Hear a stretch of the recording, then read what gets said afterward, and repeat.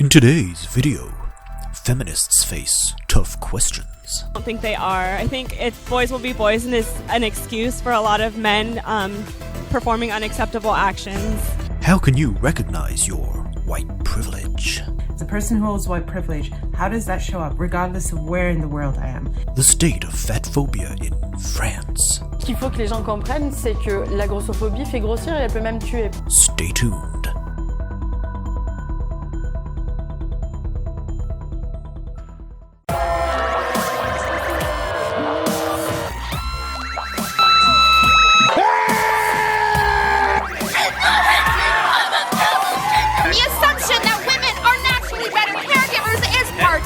And we don't I think they definitely do need me. I'm on my way.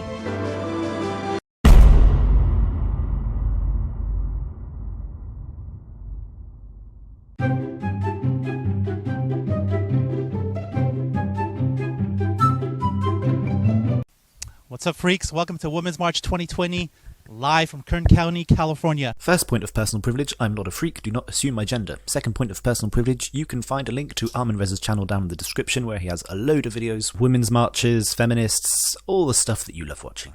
So, do you want to raise your sign up a little for the camera? And what does it say? It says boys will be boys, and it's crossed out, and it says they will be held accountable. Yeah, let me just quickly check my sign because I think I'm about to be asked some questions on it. It's like being in school again. For their actions. Oh, for their actions, yes. Okay, so do you feel men are not held accountable for their actions? Typically in America, no. I don't think they are. I think boys will be boys and is an excuse for a lot of men performing unacceptable actions, including like rape, assault. They're not held accountable for it. Is it me, or does she seem confused? Okay, you don't feel men are being punished by a legal system when they do those things? Absolutely not. You don't? Okay, so do you feel women should be accountable for their actions as well? Yes, of course. I mean, I've been hit by ex-girlfriends, I call the police and nothing happens. Okay. That's not fair, right? No, it's not. So why doesn't the sign say everyone should be held accountable for their actions? Because I think it's typically men who perform sexual assault actions and like violence more often.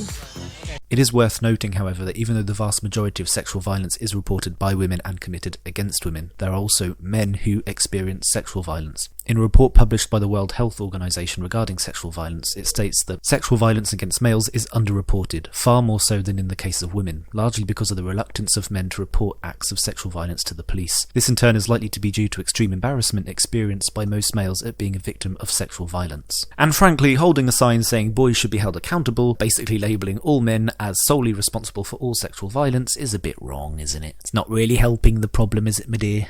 What's going on, guys? So what are we fighting for today? Equality, our world, like climate change. Let's all jump on the climate change bandwagon. Right, let's start with equality. What are you hoping to change and see as a result of this protest? As a woman, to have my own choice over my body, over my daughter's body, over future generations. So, I see a lot of signs here that say toxic masculinity should be eliminated, toxic masculinity, this and that. How do you feel about toxic masculinity? Do you believe it's a thing? Yes, it is a thing. Can you define it? What would you define as toxic masculinity? Like, You know there's a problem when you say that toxic masculinity exists and then you have no idea how to define it. Plus she keeps looking at her friend who honestly just doesn't look like she wants to be there. kind of for me, is like machismo. I'm Hispanic, so just the man's in charge and they have the final say over everything. How do you feel? Do you believe there's toxic femininity also? I've had some pretty psycho girlfriends stalking me, harassing me, hitting me. So, well, there you go. If you're ever on a first date and you don't know how to make the woman laugh, just talk about violence against men. It seems to make them smile. why don't we address everything at once instead of just focusing on one sex? Because men have the power right now. So that should also get addressed, but I believe in our society, men, it's always been a patriarchy. Now, where have I heard that before? It's never been the other way around. So, do you think I have more power than you as a man? I don't think so, but I think you're given more power than I am, yes. Okay, can you give me any examples? It's like watching Tweedledee and Tweedledum trying to find an answer. I wonder if they're going to mention, I don't know, the pay gap? You know, the thing that doesn't exist? Yeah, employment. You get paid more than I do, even though we do the same job. You know, looking at her face, it actually seems as if she's not entirely convinced herself that the pay gap actually exists. Right, so when I go on Craigslist or on Indeed and I find a job opening, there's a salary. It's not a separate salary for men and women. I see one salary for everyone. So can you give me any examples of how you feel we get paid more? It's just from statistics, just that we do the same thing. Like, I don't know, there's no transparency. Like, how could you legally say we're getting paid the same when facts show that we're not? Like, just all across the country, we're not getting paid the same.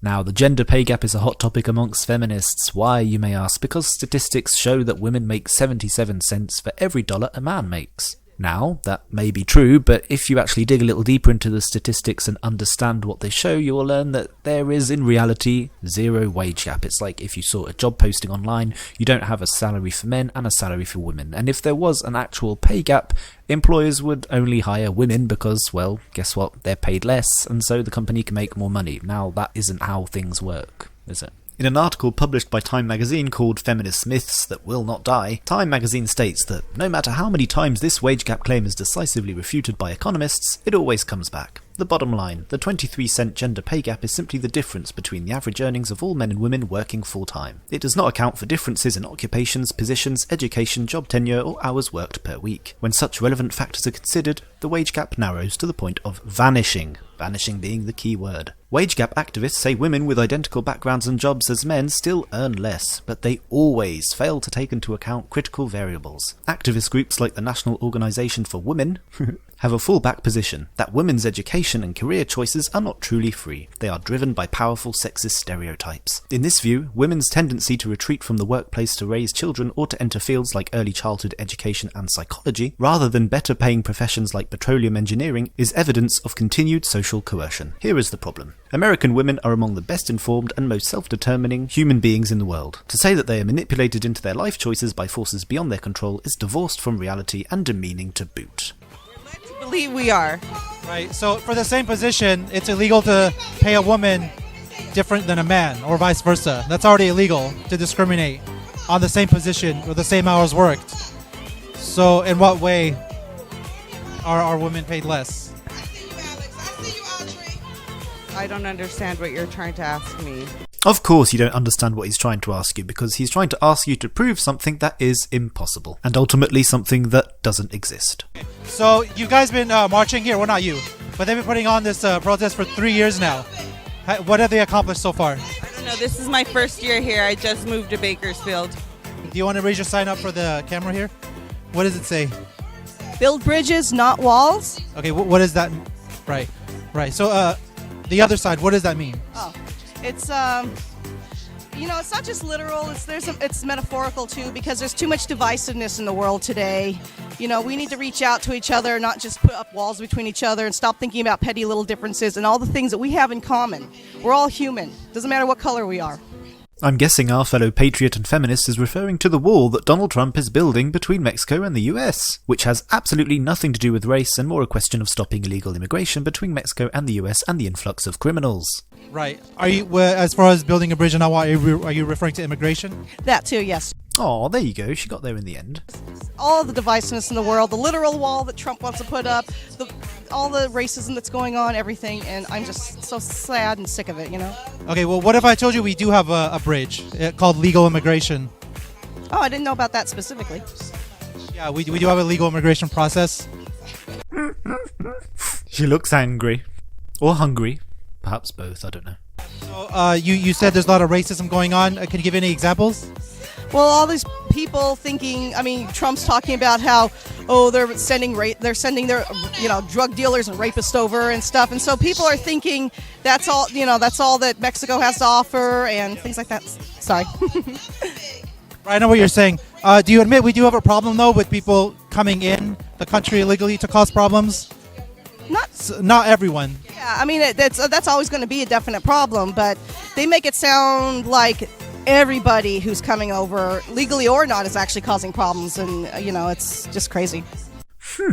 An article published by the Heritage Foundation September 3rd, 2019 states that non-citizens constitute only about 7% of the US population. Yet, the latest data from the Justice Department's Bureau of Justice Statistics, that's hard to say, reveals that non-citizens accounted for nearly two-thirds, 64%, of all federal arrests in 2018. Just 2 decades earlier, only 37% of all federal arrests were non-citizens. These arrests aren't just for immigration crimes. Non-citizens accounted for 24% of all federal drug arrests, 25% of all federal property arrests, and 28% of all federal fraud arrests. In 2018, a quarter of all federal drug arrests took place in the 5 judicial districts along the US-Mexico border. This reflects the ongoing activities of Mexican drug cartels. Last year, Mexican citizens accounted for 40% of all federal arrests. In fact, more Mexicans than US citizens were arrested on charges of committing federal crimes in 2018. Migrants from Central American countries are also accounting for a larger share of federal arrests, going from a negligible 1% of such arrests in 1998 to 20% today.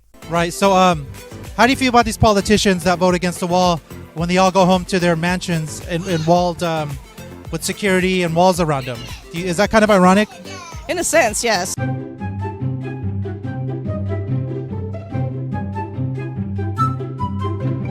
When I was around 7 years old, my mom, she was doing my hair, I believe. We were sitting in the living room, and she said to me, because you're black and because you're Muslim and because you're a girl, you have these 3 things working against you in the world, and you're going to have to work 3 times as hard to be accepted in the world.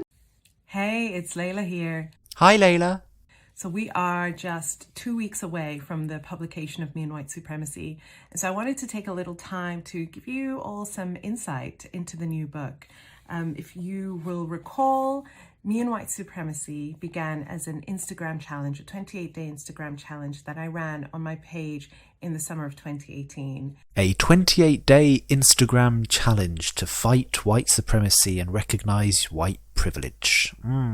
Because we all know Instagram is the breeding ground for intelligent young people who are not at all self-obsessed, showing how woke they are to other people. It then became this. This is a printed version, but you will remember it was a PDF workbook, the Me and White Supremacy workbook. So I took the 28 days, expanded it. I didn't have to fit it into the space of an Instagram caption. I could write a whole book about it. Joy! A whole book based on her 28-day Instagram challenge. Well, I don't know about you, but I'm dying to read it. And that's what I did. And I turned it into a PDF.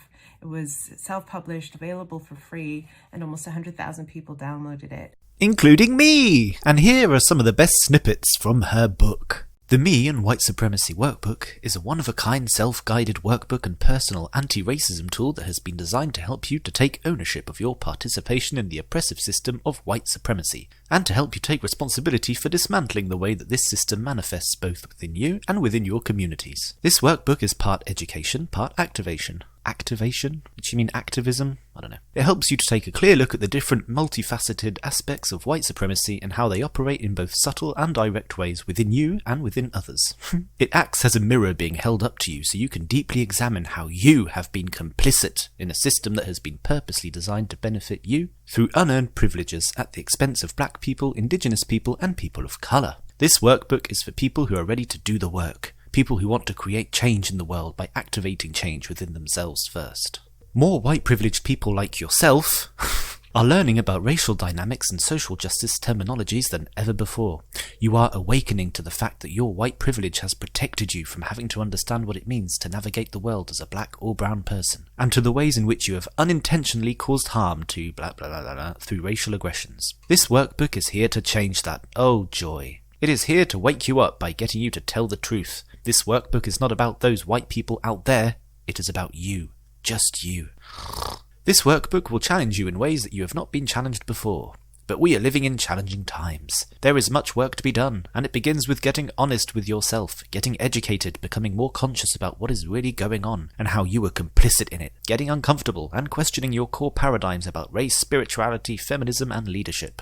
Feminism? If you are willing to do that, and if we are all committed to doing the work that is ours to do, we may just have a chance in creating a world and way of living that is closer to what we all desire for ourselves and one another. This work may sound overwhelming, intimidating, and unrewarding. I won't lie to you, It is. You will become overwhelmed when you begin to discover the depths of your internalized white supremacy. So we must call a thing a thing. We must look directly at the ways in which this racist ideology of white supremacy, this idea that white equals better, superior, more worthy, more credible, more deserving, and more valuable, actively harms anyone who does not own white privilege. And we must look at the ways that this plays out at an individual, personal, intimate level within you as a person. It is so easy to blame the system out there for creating this oppression. The system was created by individual people, and it is upheld by individual people, whether knowingly or unknowingly. If you are willing to dare to look white supremacy right in the eye and see yourself reflected back, you are going to become better equipped to dismantle it within yourself and within your communities. White supremacy is a system that you have been born into. Whether or not you have it, it is a system, typo, that has granted you unearned privileges, protection, and power. It is also a system that has been designed to keep you asleep and unaware of what you, having that privilege, protection, and power, has meant for people who do not hold white privilege. What you receive for your whiteness comes at a steep cost for those who are not white. This may sicken you and cause you to feel guilt, anger, and frustration, but you cannot change your white skin colour to stop receiving these privileges, just like I cannot change my black skin colour to stop receiving racism. But what you can do is wake up to what is really going on, challenge your complicity in this system, and work to dismantle it within yourself and the world. That you can do. This workbook will help you. Okay, so very brief overview. What is Me and White Supremacy about? Me and White Supremacy is a book, a process, a tool to help people with white privilege to examine, explore, examine, explore, and understand their white privilege and their complicity in the system of white supremacy. It is a tool for anti-racism. It is a tool for the practice of anti-racism. And what it helps people to do is, rather than looking outside of themselves for, that's the problem out there, they're the racists, that's white supremacy, and this has nothing to do with me, I'm one of the good ones, it allows everybody who holds white privilege to really examine their personal complicity in the system and therefore be able to personally make changes no matter where they are, whether it's in their family, whether it's in their schools and their communities, their clubs, their workspaces. Each person, every single person who benefits from white supremacy because of white privilege also has a responsibility and an ability to be able to create change, no matter how big or small. Ugh, my white brain. It hurts. So much information to take in. So much information to absorb. She says, well, she tells us that we are all white people, obviously, because that's not racist. All white people are complicit in white supremacy. She says that this is a tool against racism. This is to help people become anti-racist, as she says, but it doesn't. It reinforces the divide between people of colour and white people. Am I wrong? Tell me I'm wrong. To me, this book is racist. It's just white people are the problem. You're the problem. You've always been the problem, and you need to understand that every single one of you're all privileged, and you're basically not welcome. You need to look in the mirror and see how disgustingly privileged you are. Basically, what she's saying is as soon as you're born white, you are inherently privileged and you're a bad person, and you need to take a long look in the mirror to dismantle the white supremacist system that you are a part of and that you are complicit in. That's what she says multiple times. I think she's just a bit stupid. What's scary are some of the reviews that this book has actually received, and I'm not sure if some of them are jokes or satire, but let's go through some of them. So Joanna, who gives it 4 stars, says, 3-line review. I spent lots of time over the past 28 days working through a myriad of journal prompts that helped me understand my own racism and white supremacy in my life. This workbook should be required work for every white person, as it walks through all the ways whiteness in general, and the reader's whiteness in particular, harms blah blah blah people of colour. I'm giving it 4 stars because, though I have a better grasp on the work I need to do, I still don't feel fully equipped with the tools I need to address white supremacy. I wish I had a handful of resources to use to move forward from this point.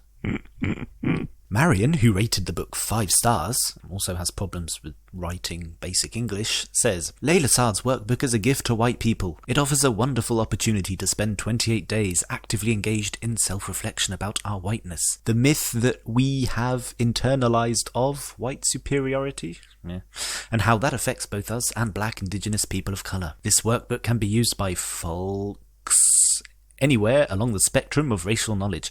Now, important point, folks is an alternative way of writing folk with a K at the end, but we put an X on the end to make it more inclusive. It's like when you see people with women but the E at the end is replaced by an X, so it looks like it says womexin, because it's more inclusive, because, you know, writing women normally doesn't include women, or isn't inclusive to other genders, even though it targets women. I don't know. And we end with this amazing review by Sally, who also gives the book 5 stars and says, "Such an important read in order to become anti-racist. Being merely not racist leaves us complicit in maintaining white supremacy."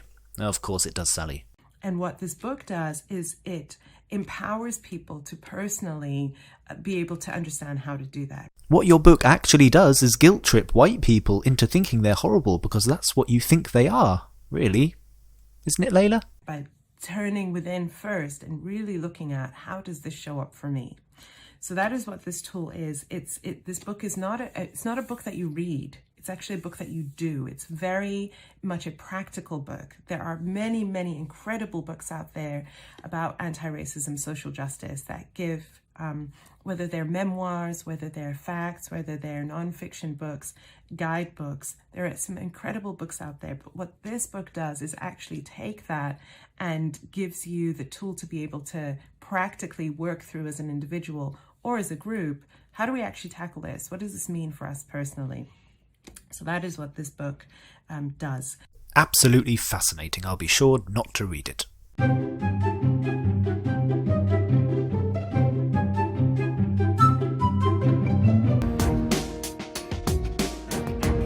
Oh God. Ce qu'il faut que les gens comprennent, c'est que la grossophobie fait grossir et elle peut même tuer. Fatphobia isn't feeding obesity, you plank. If anything, fatphobia is because you are feeding yourself. Too much. Eat some broccoli. C'était compliqué de se représenter avec les femmes qu'on voyait à la télé, dans les magazines. Now, I'm not saying the fashion industry has a great track record for putting healthy-sized women down a catwalk or runway. They usually stick thin. But that doesn't mean that Jean-Paul Gaultier should start making clothes for morbidly obese people. Grow up. Pouvoir donner la parole à ces invisibles de la société. Yup, that's healthy. That's what the average middle-aged male looks like. Take a good look, people. That's you in a few years. That's probably me in a few years, actually. Qui bien souvent se cache. Judged for their size, they're often reminded of their weight by their doctors, even if the original motive for the consultation was something else entirely. Now, those who scream fatphobia about doctors asking about their weight or reminding them of their weight and if they're at an unhealthy size, etc., is commonplace in France. I've lived here for over 15 years. Every time you go to a doctor here, even if it's for like a foot injury or something else, like I went to an eye doctor recently and she still took my blood pressure, asked me how much I weighed, and then looked at how tall I was to see if my BMI was too high or too low. Every single doctor does that. And if you are overweight, and even if you go to the doctor for a separate, completely different condition, if you are overweight and unhealthy, it's the doctor's obligation to sit there and say, look, you are at an unhealthy size, you need to lose some weight. That's just how doctors work here, and I'm sure doctors elsewhere are exactly the same. But Marjorie's nutritionist argues it's a doctor's job to warn their patient that being overweight is dangerous for their health. Thank you. It may seem intrusive for some patients, but for their medical well-being, it's essential. There's also a secondary problem. There are certain medical examinations that are more complicated to perform on obese people. Sometimes patients can be misdiagnosed, as the test results aren't accurate because the person is obese, and that, for a doctor, is very unsatisfactory.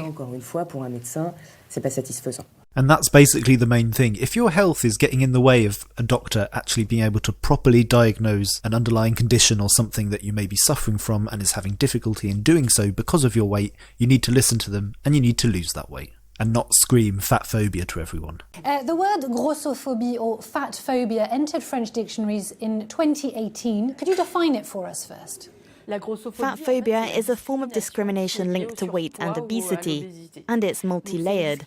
It manifests as discrimination in the workplace, starting with recruitment, discrimination in the medical field, and then, of course, everyday discrimination. I get discrimination based on race, based on your sex, sexual orientation, religious beliefs, etc., but discrimination based on your size, it may exist, but it's something you can actually work to eliminate. So what's been your personal experience of fatphobia? Unfortunately, I can say I've ticked all the fatphobia boxes. You've most likely eaten them too. And finally, everyday fatphobia is not being able to fit on chairs at a cafe terrace, struggling to get through tight underground exits, not being able to sit in a cinema, that sort of thing. Is she expecting society to accommodate her size, or shall we just supersize everything? I don't know. In the French countryside, a photo shoot's underway that's changing another landscape, that of modelling. This is a new collective grown from the body positive movement in the United States, using plus-size models to break through preconceptions about the female body and its image.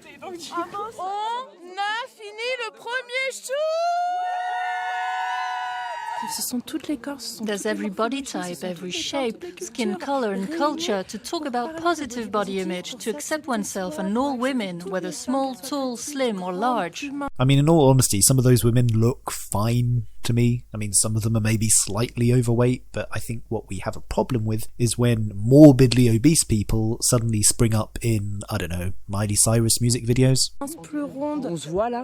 You can see it. We're gorgeous. We're curvy. We're all kinds of shapes. We're stunners. Several brands have recently moved to align themselves closer to the reality of average body types and appeal to larger women through their advertising. This lingerie retailer is one example, with larger sizes accounting for a third of their sales. The collective hopes to inspire other fashion initiatives to burst forth, breaking down even more barriers, with public events like this one at the end of April in Paris. As amused tourists looked on, around 20 models of all sizes strutted out near the Eiffel Tower to promote body diversity. Hates reality.